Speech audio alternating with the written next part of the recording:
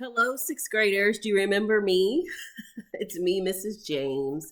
I know I haven't been at school for a while, like the past 2 days, but I have really not been feeling well. I think that I have and had the flu. One of you little sixth graders may have given it to me. I don't know. But I am not sure if I'm going to be at school tomorrow. I feel well enough to come. It's just that sometimes when I do too much, like go upstairs or move around, it's really hard for me to breathe. So I'm thinking that tomorrow I should feel well enough to come in. But if I don't, I did not want you to miss out on the next chapter of Harry Potter. We have Harry Potter chapter 8 that I would love to read with you guys. So please, this is my book, my little special book that I have here at home, but I don't know what page it is for you. So can somebody please tell us what page chapter 8 starts on? Get there, please. And while you get there, I'm going to show you my new water bottle. I have my Stanley upstairs. I've been drinking lots of water from my secret student who got me that wonderful Stanley and told me not to tell anyone. I still haven't told. And then I just got this Owla, I think is what you call it. And it's a Harry Potter Hufflepuff one. And I love this. So I've been trying to drink lots of water and take lots of medicine. And hopefully tomorrow I'll feel well enough to be there with you all. Okay? But either way, we're going to read Harry Potter chapter 8. I hope you're there. Let's get started. How did I do, Jad? Did I yap too much or was that okay? All right, everybody. Let's actually go back one page so that we can read the last paragraph from chapter 7. It says, perhaps Harry. Okay, are we all there? Perhaps Harry had eaten a bit too much because he had a very strange dream. He was wearing Professor Quirrell's turban, which kept talking to him. If you have one of my books, underline that. What is this pin? How do you get it open? Yeah, underline that. Professor Quirrell's turban, which kept talking to him, telling him he must transfer to Slytherin at once because it was his destiny. So what house did Harry get in? Let's write all of the houses down. We have Gryffindor. We have Hufflepuff. We have Ravenclaw. And we have Slytherin. All right. Slytherin is green. It's the one that Draco Malfoy was in. The guy that really wasn't, he was like, oh, he was kind of a jerk. And then Ron and Hermione, Harry's friends, they ended up in Gryffindor. And all Ron's family was in Gryffindor, his redhead friend. So that's interesting that he must transfer to Slytherin. Anyway, let's keep going. Harry told the turban he didn't want to be in Slytherin. It got heavier and heavier. He tried to pull it off, but it tightened painfully. And there was Malfoy, laughing at him as he struggled with it. Then Malfoy turned into the hook-nosed teacher Snape, whose laugh became high and cold. There was a burst of green light, and Harry woke, sweating and shaking. He rolled over and fell asleep again, and when he woke the next day, he didn't remember the dream at all. All right, page 131. Oh, that's not your page. That's my page. Sorry. Chapter 8, The Potions Master. There, look. Where? Next to the tall kid with the red hair. Wearing the glasses? Did you see his face? Did you see his scar? Whispers followed Harry from the moment he left his dormitory the next day. People lining up outside classrooms stood on tiptoe to get a look at him, or doubled back to pass him in the corridors, again staring. Harry wished they wouldn't because he was trying to concentrate on finding his way to classes. There were 142 staircases at Hogwarts.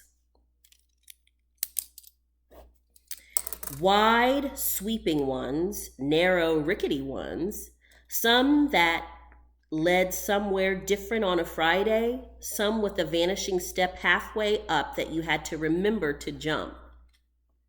Then there were doors that wouldn't open unless you asked politely or tickled them in exactly the right place, and doors that weren't really doors at all, but solid walls just pretending. It was also very hard to remember where anything was because it all seemed to move around a lot. The people in the portraits kept going to visit each other, and Harry was sure the coats of armor could walk. The ghosts didn't help either. It was always a nasty shock when one of them glided suddenly through a door you were trying to open.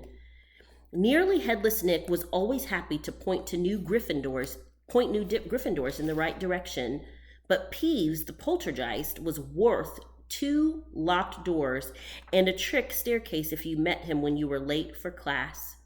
He would drop wastepaper baskets on your head, pull rugs from under your feet, pelt you with bits of chalk, or sneak up behind you invisible, grab your nose, and screech, "Got your conk!" Even worse than Peeves, if that was possible, was the caretaker, Argus Filch. Harry and Ron managed to get on the wrong side of him on their very first morning. Filch found them trying to force their way through a door that unluckily turned out to be the entrance to the out-of-bounds quarter on the third floor. He wouldn't believe they were lost, was sure they were trying to break into it on purpose, and was threatening to lock them in the dungeons when they were rescued by Professor Quirrell, who was passing. Filch owned a cat called Mrs. Norris, a scrawny, dust-colored creature with bulging lamp-like eyes just like Filch's. She patrolled the quarters alone. Break a rule in front of her, just put one toe out of line, and she'd whisk off for Filch, who'd appear wheezing 2 seconds later. Let's pause for 1 second. We're noticing that they're at Hogwarts, and there's lots of new and different things that are happening at Hogwarts, such as the staircases change. They move around. There's a caretaker there by the name of Filch, and Hogwarts is kind of like a boarding school. So you go away and you live there and you sleep there. It's kind of like a college almost. And so the caretaker is Argus Filch, and he is the one who is helping them and making sure that the grounds are taken care of and watching the kids and making sure people don't get out of line. How fun would it be if Mifflin was a boarding school and we all had to live here together? What would that be like? Okay, anyway. All right, the top of the next page for me. Filch knew the secret passageways of the schools better than anyone, except perhaps the Weasley twins, and could pop up as suddenly as any of the ghosts. The students all hated him, and it was the dearest ambition of many to give Mrs. Norris a good kick. And then, once you had managed to find them, there were the classes themselves. There was a lot more to magic, as Harry quickly found out, than waving your wand and saying a few funny words. So this is another thing that I want to point out to you, sixth graders. A lot of people think that magic is just like abracadabra, boom. No, you have to go to Hogwarts and learn about magic and learn about the right potions and the right way to say the right words and the right flicks to do with your wand and the history of magic. So this is great for Harry. How many of you would like to go to Hogwarts and learn about magic? They had to study the night skies through their telescopes every Wednesday at midnight and learn the names of different stars and the movements of the planets. 3 times a week, they went out to the greenhouses behind the castle to study herbology with a dumpy little witch called Professor Sprout. I'm underlining all the new characters that we're meeting. You can do the same in your book too if you want to, but just don't do it ugly. Do it nice and neat and beautiful. Where they learned how to take care of all the strange plants and fungi and found out what they were used for. Oh, I would love to teach herbology. Herbology, Herbology, heart. I would love to teach that. Easily the most boring class was History of Magic, which was the only one taught by a ghost. Professor Binns had been very old. I'm recording, sir. You're going to have to go in the garage. Go through the garage. I'm not getting up and opening the door. Go, nope. Um, Even the most boring class was History of Magic, which was the only one taught by a ghost. Professor Binns had been very old indeed when he had fallen asleep in front of the staff room fire and got up the next morning to teach, leaving his body behind him. Binns droned on and on while they scribbled down names and dates and got Emmerich the Evil and Uric the Oddball mixed up. Professor Flitwick, the charms teacher, was a tiny little wizard who had to stand on a pile of books to see over his desk. Oh, I know that one. I'm just going to draw a little picture of a little short guy standing on books. Sometimes it's good to remember what your, to try to think what each character looks like. So I draw little pictures off to the side. Professor Flitwick, the charms teacher, was a tiny little wizard who had to stand on a pile of books to see over his desk. At the start of their first class, he took the roll call, and when he reached Harry's name, he gave an excited squeak and toppled out of sight. Professor McGonagall was again different. Harry had been quite right to think she wasn't a teacher to cross. Strict and clever, she gave them a talking to the moment they sat down in her first class. Hello, dear. Hi. Transfiguration is some of the most complex and dangerous magic you will learn at Hogwarts, she said. Anyone messing around in my class will leave and not come back. You have been warned. Then she changed her desk into a pig and back again. They were all very impressed and couldn't wait to get started, but soon realized they weren't going to be changing the furniture into animals for a long time. They probably had a lot to learn, guys. After taking a lot of complicated notes, they were each given a match and started trying to turn it into a needle. By the end of the lesson, only Hermione Granger had made any difference to her match. Hermione Granger. Professor McGonagall showed the class how it had gone all silver and pointy and gave Hermione a rare smile. This class everyone had really been looking forward to was Defense Against the Dark Arts.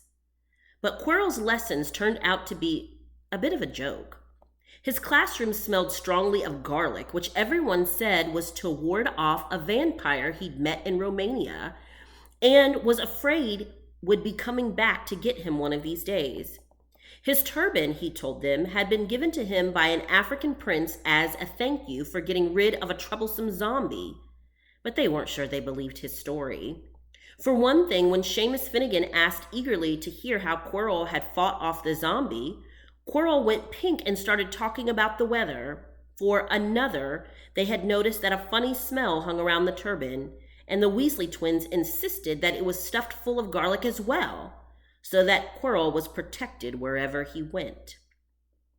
Harry was relieved to find out that he wasn't miles behind everyone else. That's a good feeling, because Harry was thinking that when he went to Hogwarts that everyone was going to be so ahead of him and know so much about magic, but that's not really the case.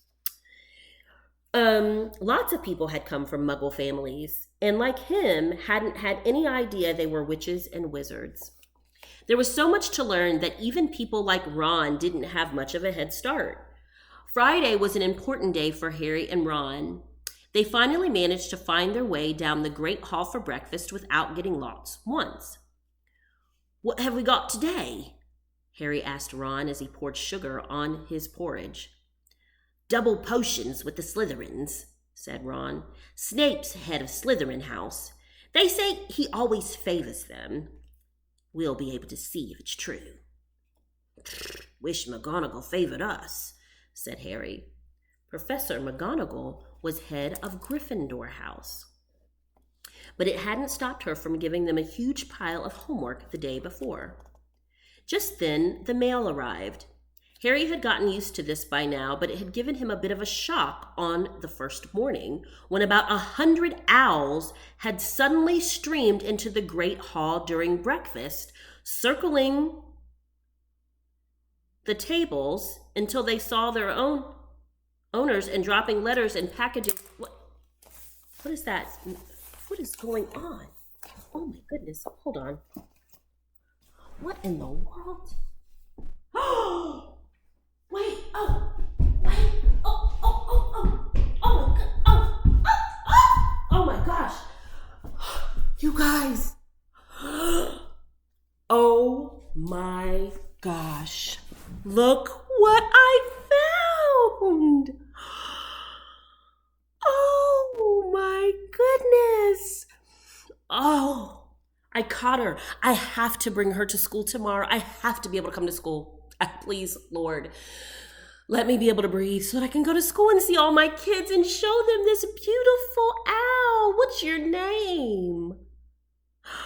Your name is my Shayla? This is my Shayla. Oh my gosh. Oh, I cannot wait to bring her in. Did you have a note for Harry? Did you? Oh my goodness. Oh, look at her little feet. It looks like the other one's little feet. Oh, okay. Oh my. Hello. Oh goodness. Okay. That was so exciting. My kids must have left the garage door open and she flew through. Anyway, where were we? Oh, it said just then the mail arrived. Harry had gotten used to this by now, but it had given him a bit of a shock on the first morning when about 100 owls had suddenly streamed into the great hall during breakfast, circling tables until they saw their owners and dropping letters and packages onto their laps.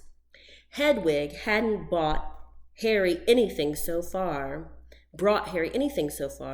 She sometimes flew in to nibble his ear and have a bit of toast before going off to sleep in the owlery with the other school owls. This morning, however, she fluttered down between the marmalade and the sugar bowl and dropped a note onto Harry's plate. Harry tore it open at once. It said in a very untidy scrawl,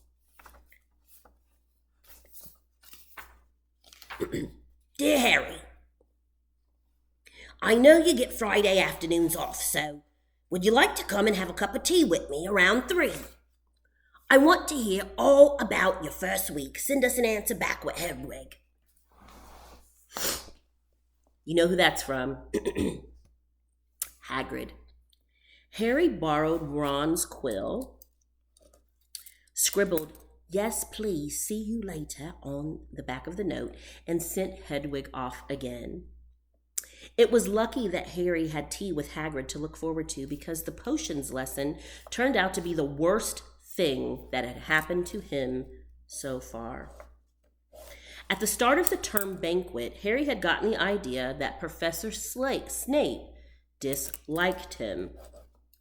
By the end of the first potions lesson, he knew he'd been wrong. Snape didn't dislike Harry. He hated him. Potions lessons took place down in one of the dungeons. It was colder here than up in the main castle, and would have been quite creepy enough without the pickled animals floating in glass jars all around the walls. Snape, like Flitwick, started the class by taking the roll call, and like Flitwick, he paused at Harry's name. Ah, yes, he said softly. Harry Potter, our new celebrity. Draco Malfoy and his friends Crabbe and Goyle snickered behind their hands. Snape finished calling the names and looked up at the class. His eyes were black like Hagrid's, but they had none of Hagrid's warmth. They were cold and empty and made you think of dark tunnels. You are here to learn the subtle science and exact art of potion making, he began. He spoke in barely more than a whisper, but they caught every word. Like Professor McGonagall, Snape had the gift of keeping a class silent without effort. As there is little foolish wand waving here, many of you will hardly believe this is magic.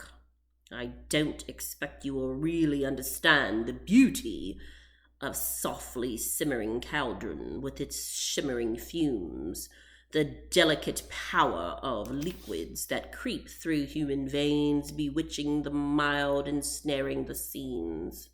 I can teach you how to bottle fame, brew glory, even stop a death, if you aren't as big a bunch of dunderheads as I usually have to teach. More silence followed his little speech.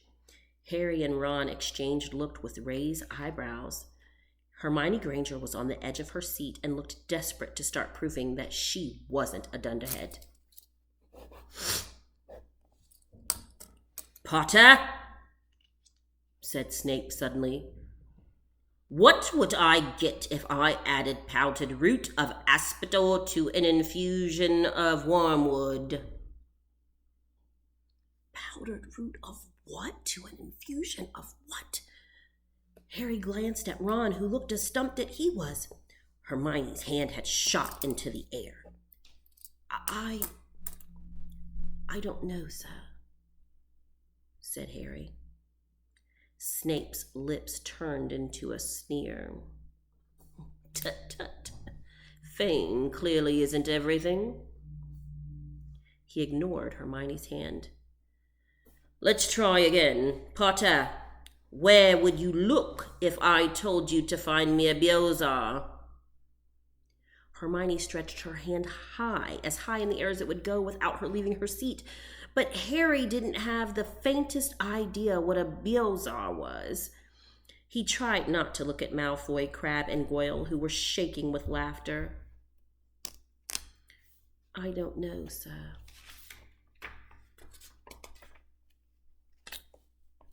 "Thought you wouldn't open a book before coming, eh, Potter?" Harry forced himself to keep looking straight into those cold eyes. He had looked through his books at the Dursleys, but did Snape expect him to remember everything on 1,000 magical herbs and fungi? Snape was still ignoring Hermione's quivering hand. "What is the difference, Potter, between Monksherd and Wolfsbane?" At this, Hermione stood up, her hand stretching toward the dungeon ceiling. "I don't know," said Harry quietly. I think Hermione does, though. Why don't you try her?" A few people laughed. Harry caught Seamus's eye, and Seamus winked. Snape, however, was not pleased. "Sit down," he snapped at Hermione. "For your information, Potter, aspidor and wormwood make a sleeping potion so powerful it is known as the draught of living death. A Beelzebub is a stone taken from the stomach of a goat, and it will save you from most poisons. As for Monksherd and Wolfsbane, they are the same plant, which also goes by the name of Atsonite. Well, why aren't you copying that down?" There was a sudden rummaging for quills and parchment. Over the noise, Snape said, "And a point will be taken from Gryffindor House for your cheek, Potter." Cheek is like smart mouth. You want to talk back? You want to be cheeky? Things didn't improve for the Gryffindors as the potions lesson continued. Snape put them all into pairs and set them to mixing up a simple potion to cure boils. He swept around in his long black cloak, watching them weigh dried nettles and crush snake fangs, criticizing almost everyone except Malfoy, who he seemed to like. As rude and evil acting as Malfoy has been, I wonder why Snape would like him. Do you know what house Snape is the head of? We know Professor McGonagall is the head of the Gryffindor house, and Snape is the head of the Slytherin house. So maybe that's why he likes Malfoy. He was just telling everyone to look at the perfect way Malfoy had stewed his horned slugs when clouds of acid green smoke and a loud hissing filled the dungeon. Neville had somehow managed to melt Seamus's cauldron into a twisted blob, and their potion was sweeping across the stone floor, burning holes in people's shoes. Within seconds, the whole class was standing on their stools while Neville, who had been drenched in the potion when the cauldron collapsed, moaned in pain as angry red boils sprang up all over his arms and legs. "Idiot boy!" snarled Snape, clearing the spilled potion away with one wave of his wand. "I suppose you added the porcupine quills before taking the cauldron off the fire?" Neville wimpled as boils started to pop up all over his nose. "Take him to the hospital wing," Snape spat at Seamus. Then he rounded on Harry and Ron, who had been working next to Neville. "You, Potter, why didn't you tell him not to add the quills? Thought he'd make you look good if he got it wrong, did you?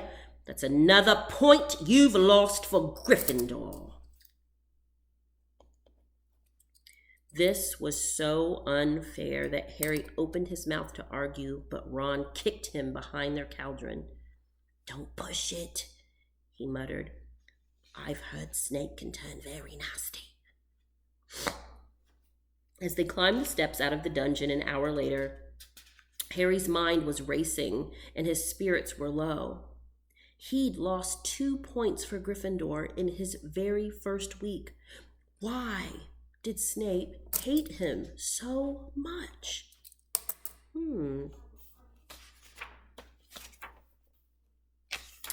Okay, we only have 3 pages left, and I know this video is getting long, so I might break the video up in half, but I'm going to keep going so we can finish this whole chapter. "Cheer up," said Ron. "Snape's always taking points off Fred and George. Can I come and meet Hagrid with you?" At 2:55, they left the castle and made their way across the grounds. Hagrid lived in a small wooden house on the edge of the Forbidden Forest. A crossbow and a pair of galoshes were outside the front door. When Harry knocked, they heard a frantic scrambling from inside and several booming barks. Then Hagrid's voice rang out saying, "Back, Fang! Back!" Hagrid's big, hairy face appeared in the crack as he pulled the door open.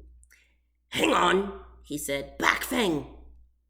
He let them in, struggling to keep a hold on the collar of an enormous black boarhound. There was only one room inside. Hams and pheasants were hanging from the ceiling. A copper kettle was boiling on the open fire, and in the corner stood a massive bed with a patchwork quilt over it. "Make yourselves at home," said Hagrid, letting go of Fang, who bounded straight at Ron and started licking his ears. Like Hagrid, Fang was clearly not as fierce as he looked. "This is Ron," Harry told Hagrid, who was pouring boiling water into a large teapot and putting rock cakes onto a plate. "Another Weasley, eh?" Hagrid said, glancing at Ron's freckles. "I spent half me life chasing your twin brothers away from the forest." Ron's brothers are up to mischief a lot, aren't they? They're always doing pranks and getting in trouble, it sounds like. The rock cakes were shapeless lumps with raisins that almost broke their teeth, but Harry and Ron pretended to be enjoying them as they told Hagrid all about their first lessons.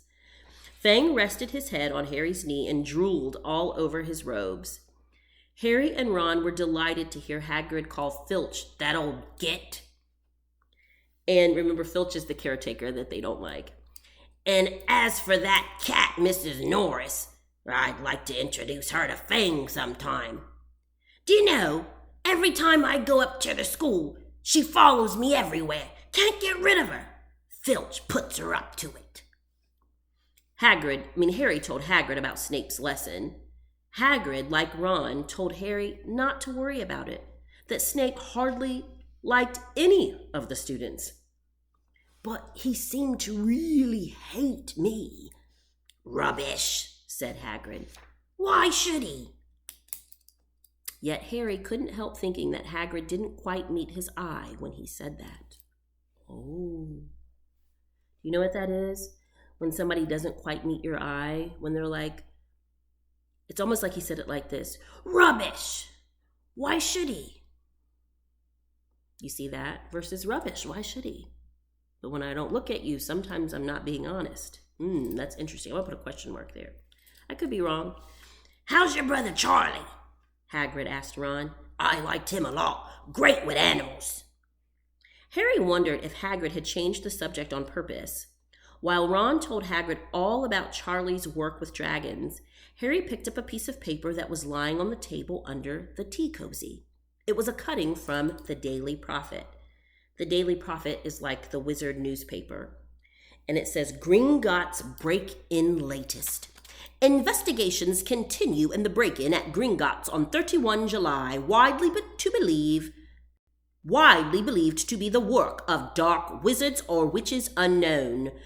Gringotts goblins today insisted that nothing had been taken. The vault that was searched had in fact been emptied the same day. But we're not telling you what was in there, so keep your noses out if you know what's good for you, said a Gringotts spokesgoblin this afternoon.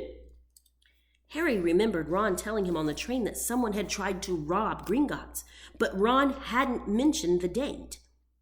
Hagrid, said Harry, that Gringotts break-in happened on my birthday.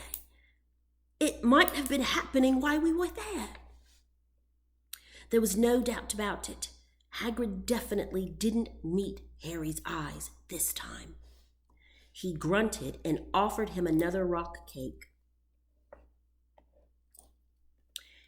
Harry read the story again.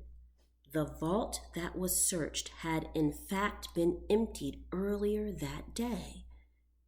Hagrid had emptied Vault 713, if you could call it emptying, taking out that grubby little package. Had that been what the thieves were looking for? As Harry and Ron walked back to the castle for dinner, their pockets weighed down with rock cakes they'd been too polite to refuse, Harry thought that none of the lessons he'd had so far had given him as much to think about as tea with Hagrid. Had Hagrid collected that package just in time? Where was it now? And did Hagrid know something about Snape that he didn't want to tell Harry?